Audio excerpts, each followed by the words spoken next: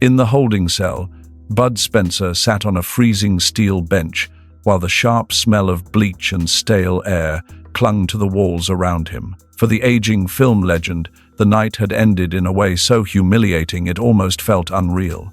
Just a few hours earlier, he had been at a friend's private studio, going over script pages, trading stories, and thinking about a quiet drive home. Now he had been cuffed, booked, and treated like some nameless street criminal. Every time he tried to explain that they had made a mistake, the officers answered him with smirks, cheap sarcasm, and the kind of contempt reserved for men they had already decided did not matter. They had looked at his worn coat, his battered car, his rough beard, and the tired old duffel on the passenger seat, and they had built a story around him before he had said 10 words. In their minds, he was not a man. He was a drifter, a trespasser, a nobody who had wandered into the wrong neighborhood. What they did not know was that the man they had mocked and shoved into that cell was one phone call away from bringing down 2 careers, shaking an entire department, and turning their comfortable little world upside down. They had locked him away, believing nobody important would come for him. They were about to learn how wrong they were. The night had been still and cool, the kind of suburban quiet that settles in after the last train is gone and the streets begin to feel abandoned. Bud Spencer drove an old sedan that coughed a little when it idled and rattled when it hit rough pavement, but he liked it. It was simple, unpretentious, and easier to disappear in than the polished cars people expected a man of his fame to use.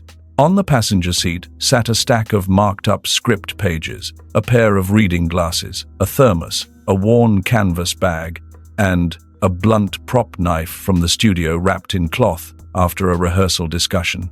He had left a late-night creative session at a friend's small production space, his head full of dialogue changes, scene timing, and old memories from a business that had shaped his life. He was not thinking about trouble.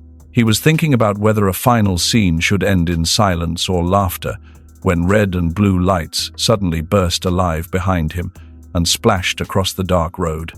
Bud's hands tightened on the wheel. He checked the speedometer. He was driving exactly at the limit. He clicked his signal on, eased over to the curb, and placed both hands clearly on the steering wheel. He was old enough to know that the moment authority decided you looked wrong, even a routine stop could turn ugly fast. 2 officers stepped out of the patrol car.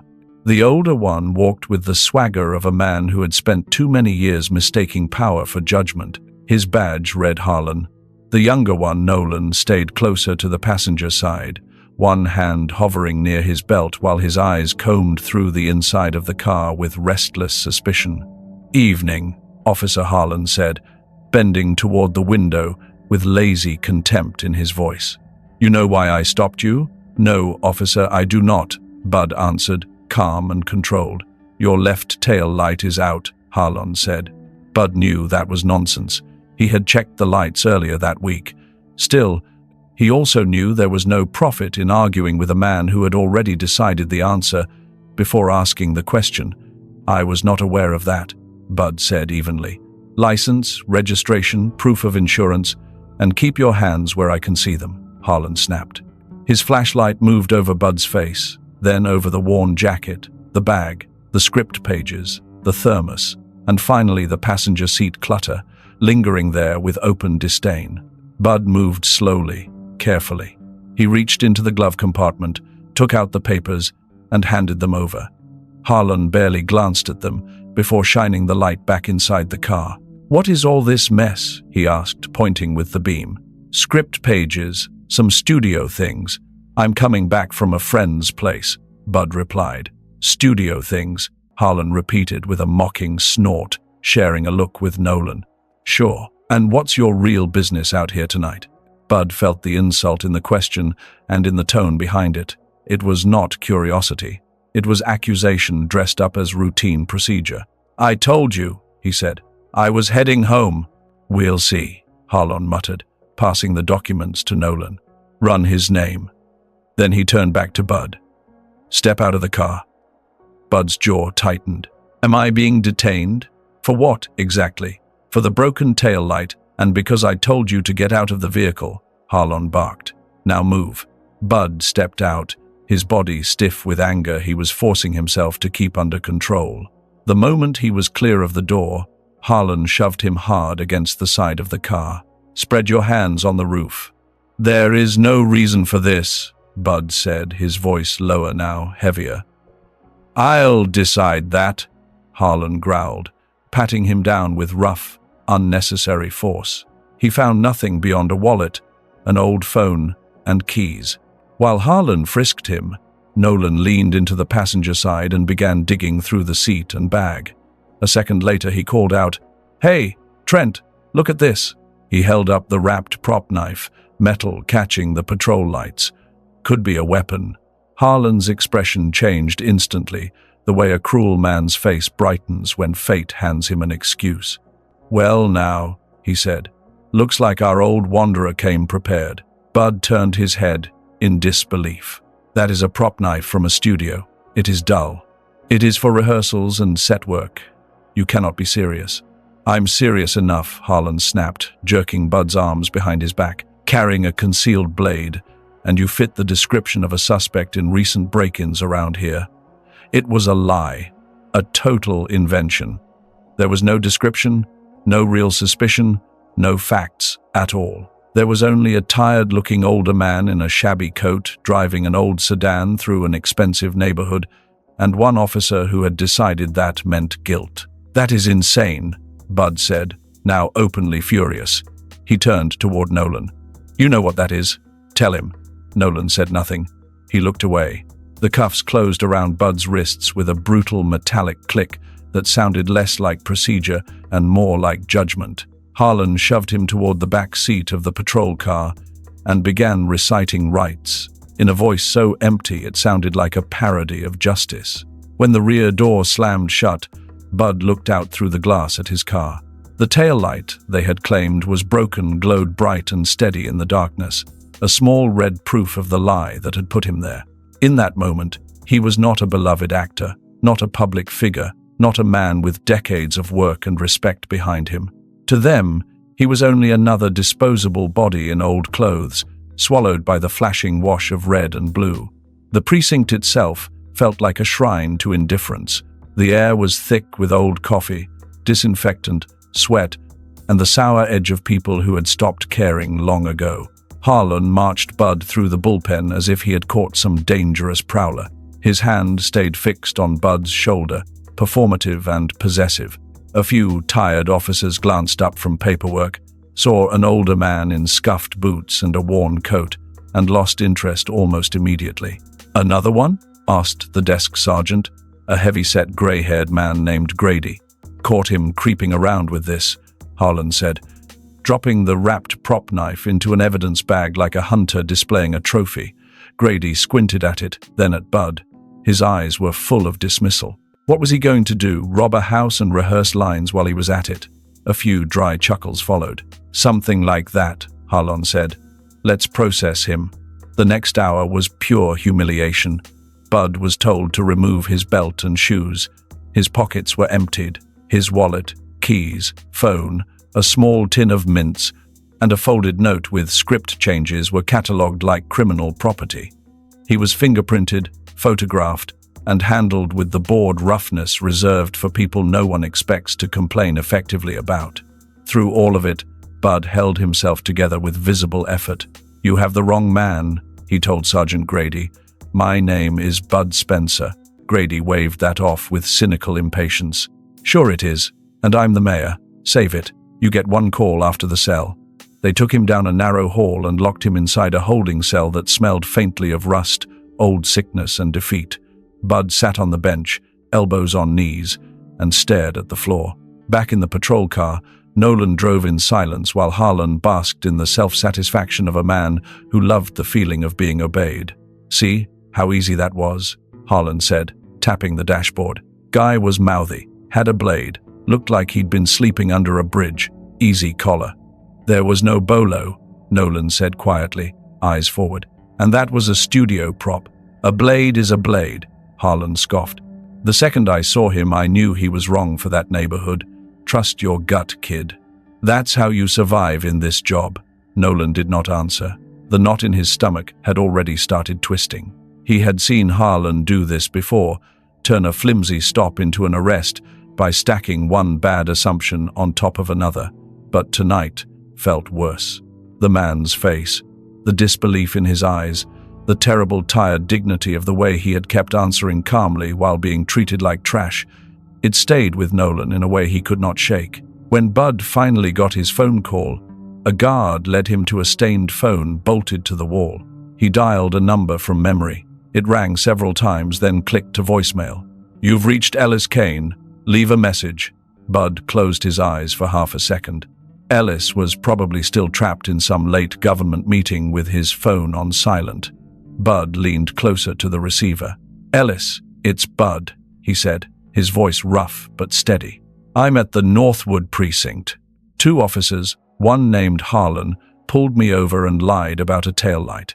They found a studio prop and called it a weapon. They booked me like a criminal. Listen to me. I did nothing wrong. They took one look at me and decided I belonged in a cell. Call me back, please." He hung up, and for the first time that night, the weight of the room truly hit him. He was alone inside a machine that had already judged him by his coat, his car, and the shape of his exhaustion. Across the city, Governor Ellis Kane rubbed his eyes under the hard white light of a conference room after hours of budget negotiations. The meeting had dragged deep into the night. He returned to his office wanting nothing more than silence, a drink, and sleep. When he picked up his phone, he saw a flood of missed messages from staff, but one missed call stood out immediately. Bud. A faint smile crossed his face. He imagined his old friend calling to grumble about some ridiculous producer or to make a joke about politics. He played the voicemail. By the time it ended, every trace of fatigue had vanished from his face. Bud's voice had not sounded irritated or theatrical. It had sounded wounded, controlled, and close to something far darker than fear. Ellis replayed the message and felt cold fury settle into him. He knew Bud too well. If Bud sounded like that, then something ugly had happened. His mind assembled the picture instantly. Old car, worn clothes, rich suburb, a police officer with an appetite for easy authority. A man judged before he spoke. Ellis had spent his political life listening to stories like this from ordinary people. Now, it had happened to his closest friend. He did not waste a second. His first call went to the superintendent of state police. "Colonel Reese, I need Chief Garrett Donovan's personal number now," Ellis said. "Northwood Precinct. Bud Spencer has been arrested." The superintendent's silence lasted a fraction of a second too long. "Understood, Governor." Within moments, Ellis had Donovan's number. He called. It was answered by a sleepy, confused voice. "Chief Donovan. This is Governor Ellis Kane," Ellis said, his tone flat and dangerous. "A man named Bud Spencer is currently in one of your holding cells. He was arrested by an officer named Harlan for carrying what I am told was a studio prop. I want to know why." The chief's voice lost all sleep instantly. "Governor, I had no idea." "Then get an idea," Ellis said. "I am on my way. When I arrive, Bud Spencer will be out of that cell, unharmed, and in your office. You will also have a full explanation waiting for me. Am I clear?" "Crystal clear," Donovan said, panic already tightening his words. Ellis stood, grabbed his coat, and left the office. The careful public mask of the governor was gone. In its place was something much colder and far less forgiving. A man going to collect a friend who had been humiliated by fools drunk on borrowed power. Meanwhile, the Northwood precinct continued on in normal ignorance. Harlan sat at a desk typing up a report with smug efficiency, polishing lies into official language. Bud's calm became evasive conduct. His objections became belligerence. The prop knife became a concealed, bladed object capable of use as a weapon. It was fiction, built to look like procedure. Nolan sat beside him with a blank report on his own screen and dread growing under his skin. Every word Harlan typed felt like another nail being driven into something rotten. "Get your supplement done," Harlan muttered. "The faster we file this, the faster we forget him." Nolan only stared at the screen. At the front desk, Sergeant Grady answered a call from dispatch, frowned, and then slowly stood. "Chief is coming in," he said. "He wants the arrest report on Bud Spencer. He wants both of you in his office the second he gets here." Harlan looked up, annoyed more than worried. "What? Somebody called to complain about the old bum?" Grady did not answer. A moment later, the main line rang again. This time, when he hung up, his face had gone pale. "That was the state police," he said quietly. "They were confirming a man named Bud Spencer is in our custody. The governor is on his way here, personally." The room went dead still. Harlan stared. "What?" Nolan felt all the blood drain from his face.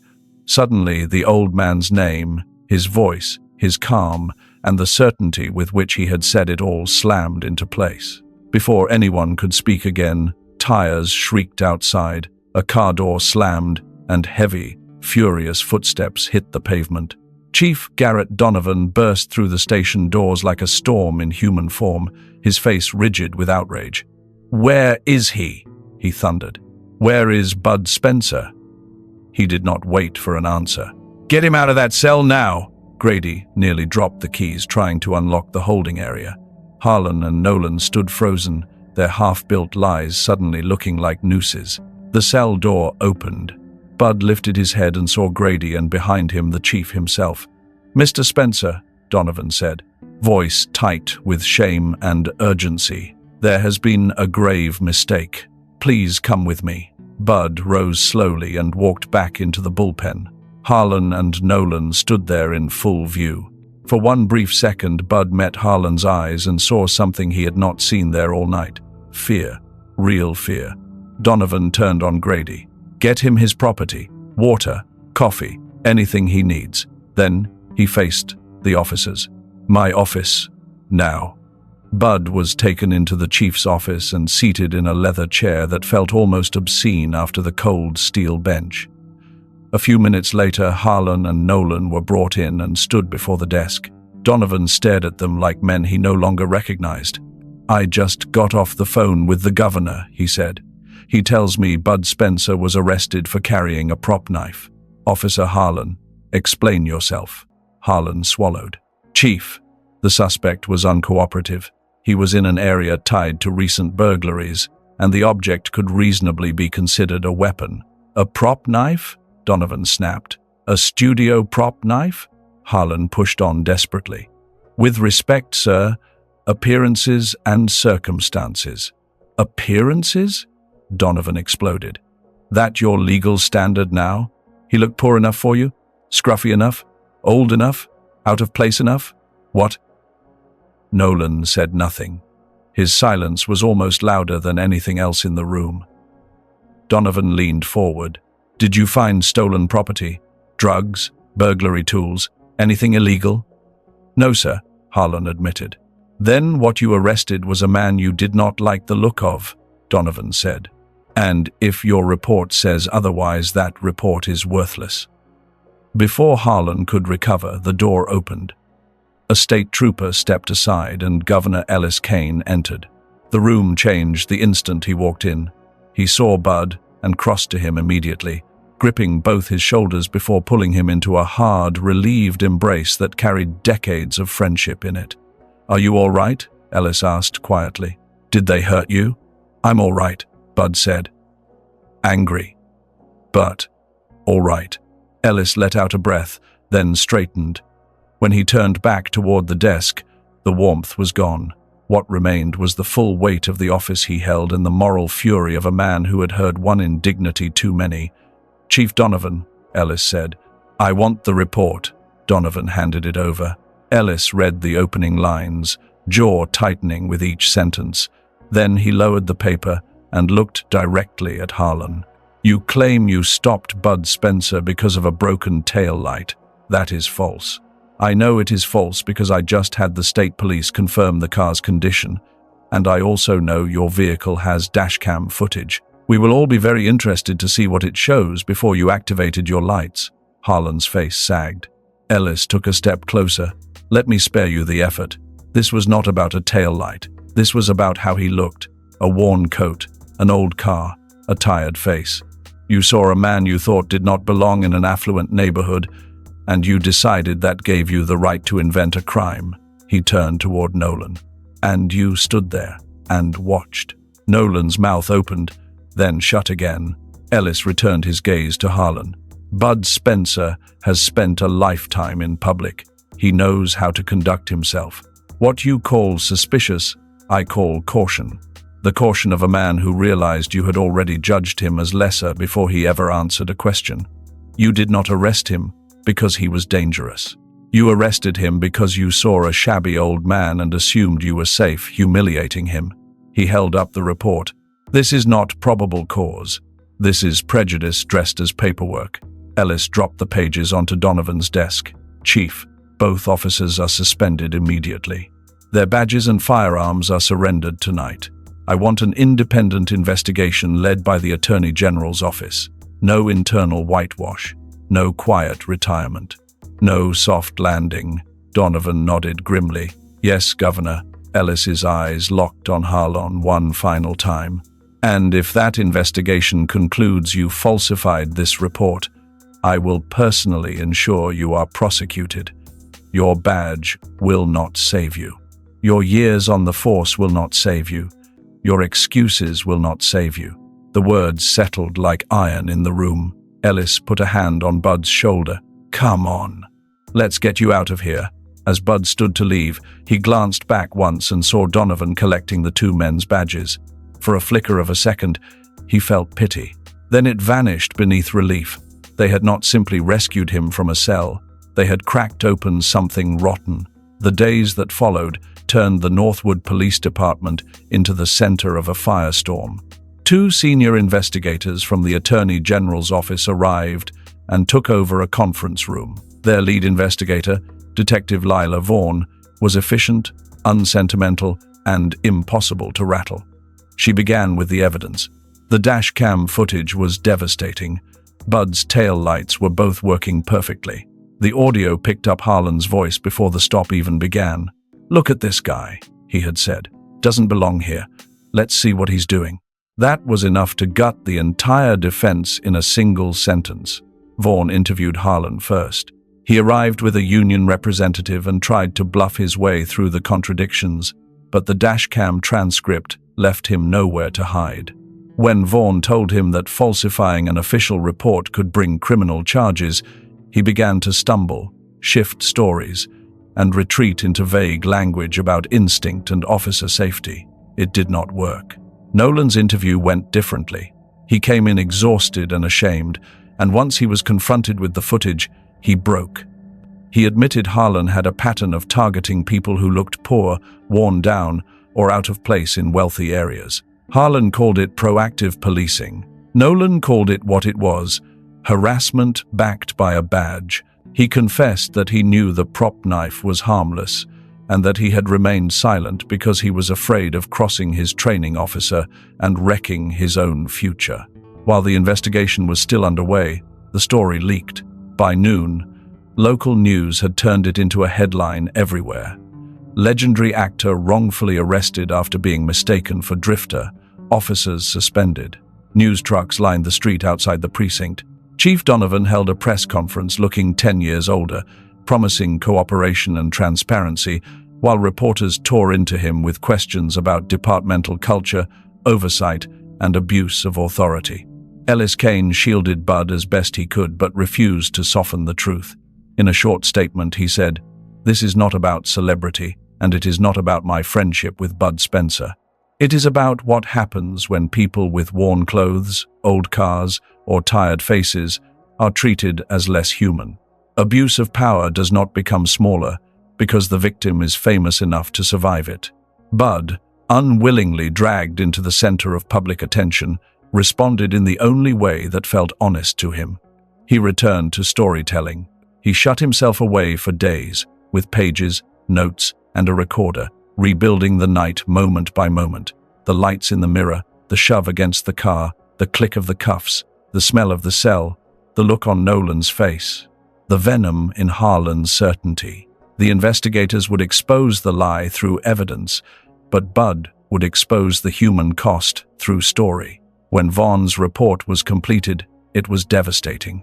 It laid out a pattern of fabricated stops, selective suspicion, dishonest paperwork, and class-based profiling by Officer Trent Harlan. Nolan's testimony, backed by audio, video, and old complaints the department had quietly buried, destroyed what little defense remained. Harlan was fired immediately.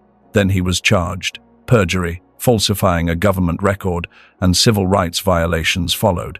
The arrest he had bragged about became the one that ended him. Nolan was also fired, though his cooperation spared him criminal prosecution. The Attorney General said publicly that his silence had been a serious moral failure, but his testimony had exposed the broader pattern and helped dismantle it.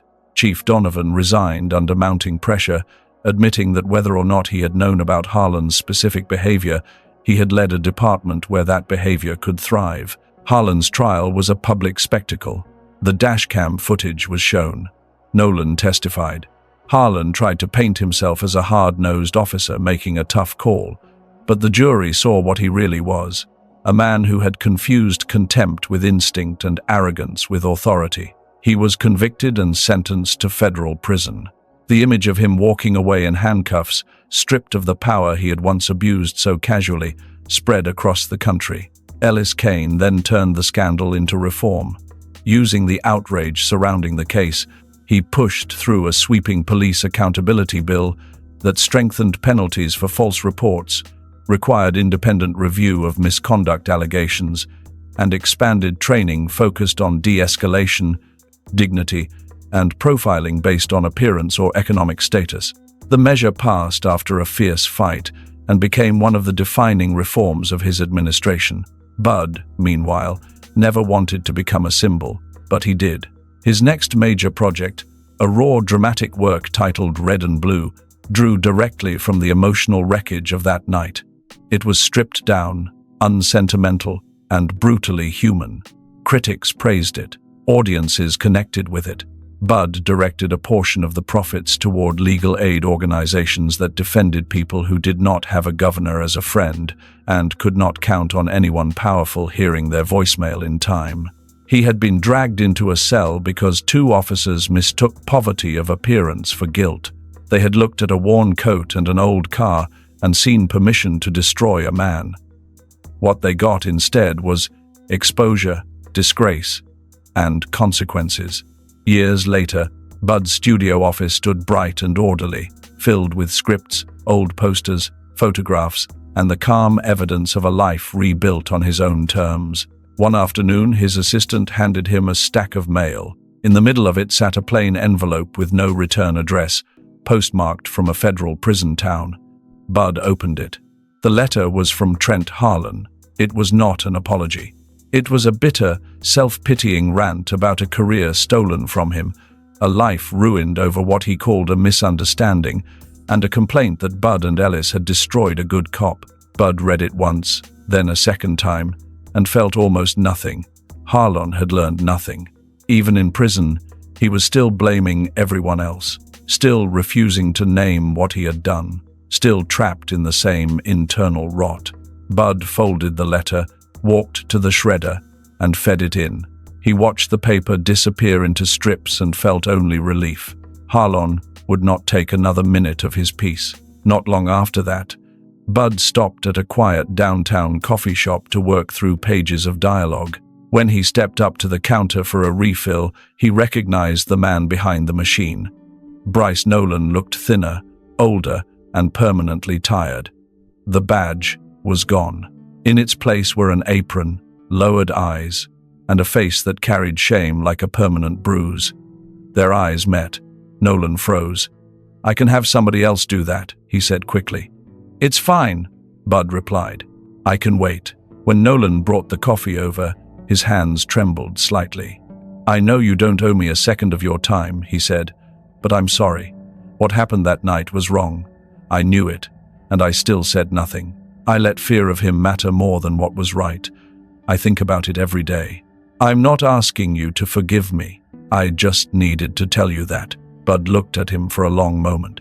There were no excuses in Nolan's face now, no hidden blame, only remorse. "What are you doing these days?" Bud asked. Nolan gave a sad little breath of a laugh.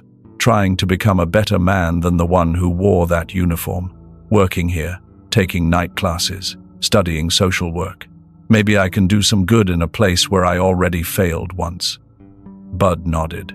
He thought of Harlan's letter, soaked in bitterness and blame, and then of Nolan standing in front of him trying, however imperfectly, to own the truth.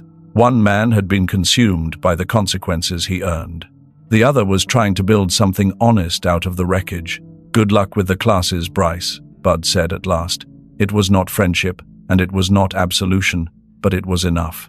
Nolan's eyes watered. He nodded and stepped away. Bud stayed at the table a while longer, coffee cooling beside his pages. By the time he left, something in him felt lighter. That evening, back at his desk, he placed a fresh stack of paper in front of him. The scenes of that night no longer ruled his hand. In their place came stories full of flawed people, quiet courage, second chances, and the stubborn dignity of human beings who refused to be reduced to appearances. He uncapped his pen, drew a steady breath, and wrote the first line. What had started as a lie about a tail light ended with the fall of a corrupt officer, the exposure of a rotten culture, and a hard reminder that cruelty often begins with something as simple and ugly as deciding what a person must be by looking at their coat, their car, or the weariness on their face. Harlan believed a badge made him untouchable. He learned too late that real authority without integrity is only borrowed power, and borrowed power always comes due. This was never just about Bud Spencer. It was about every ordinary person who has ever been dismissed, degraded, or judged unworthy because they looked poor, tired, rough, or out of place. If this story moved you, share it, pass it on. Let it remind people that dignity is not something the powerful get to hand out, and no one is above the truth.